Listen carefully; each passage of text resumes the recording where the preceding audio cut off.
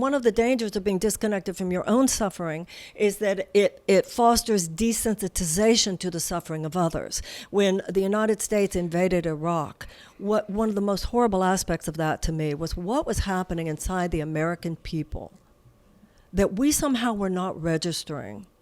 That invasion meant we were dropping all of those bombs, all of that fire onto the homes of men, women, and children, defenseless against this, whose country had had nothing to do with 9/11, who had done nothing to us, and no, any intelligent observer could see we really didn't have proof that they had these weapons of mass destruction, not to even mention the fact that we do business with countries that have weapons of mass destruction every single day.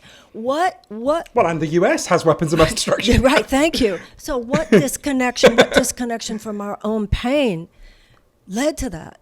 Being disconnected from your pain makes it more likely you will be disconnected from the pain of others. You keep that pain on the other side of the world. You keep that pain on the other side of the city.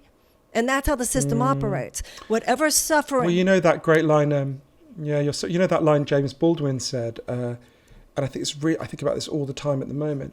The reason they're so angry is because if they weren't angry, they'd have to feel their pain. Yeah. You know, it's so much of there's lots and lots of things going on, and I don't want to offer a simplistic explanation for everything, because that would be wrong. But so much of the crisis that we're seeing in our culture at the moment, it's not by any means the only one, but if you create a culture that doesn't meet people's deepest needs as human beings, that will come out in all sorts of... Think about that woman I met in Cleveland. I could understand, although I begged her not to vote for President Trump, I could understand he was speaking, why in her situation... He was speaking to her feelings of displacement, the same way that Bernie Sanders did. I mean, they were the two candidates in 2016 who legitimized people's feelings that they've been screwed by the system. And that rage of despair was going to be expressed.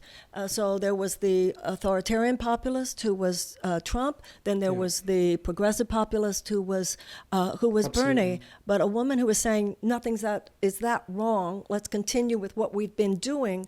Too many millions of people felt, "What are you talking about, lady? I'm drowning here." And they felt that their pain was not validated. And I'm not saying that I don't think Hillary Clinton cared about their pain, but her campaign did not validate people's pain. And I think people want... Well, that woman in Cleveland... And by validating the rage, that when Trump validated people's rage, he was validating their pain. And I think that's absolutely a factor in his winning in 2016. Oh, 100%. I mean, that woman in Cleveland said to me, she was quite well... she'd absorbed a lot of information. She said, it was not long after Hillary Clinton had said... He says, "Make America great again." We're already great. I say America's already great. And she said, "Ain't great for me. Look at my street." And I think there's a thing about, and I do think the Democrats have, partly thanks to your work, and Bernie and so many other people really have absorbed this message.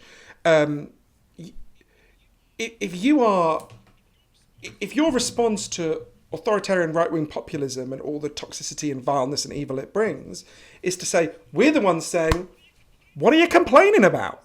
Like, things are great. And I know Hillary had a more complicated message than that. And I'm grateful to her for endorsing my book. And, you know, I don't want to sound like she's saying that, because she's not. But that is how she was heard by some people. And that was a failing on the part of some people in her campaign.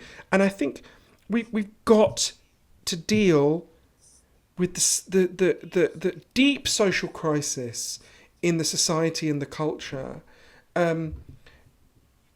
or we're going to keep seeing lots of toxic manifestations like this. Depression, anxiety, addiction, political extremism. You've got to have a society that ultimately meets people's needs. If the society becomes so misaligned from people's underlying needs... The problem we have, of course, is that within politics, within the media, within some of the biggest platforms that we have for public conversation, there is the biggest resistance to having the deeper, most authentic conversation. You, my friend, my new friend, Johann Hari, Lost Connections, remind me of the line from Solzhenitsyn, Alexander Solzhenitsyn, "A writer is a government in exile." And that's what I feel writers have an opportunity to do. When establishment forces don't want to say it, we will.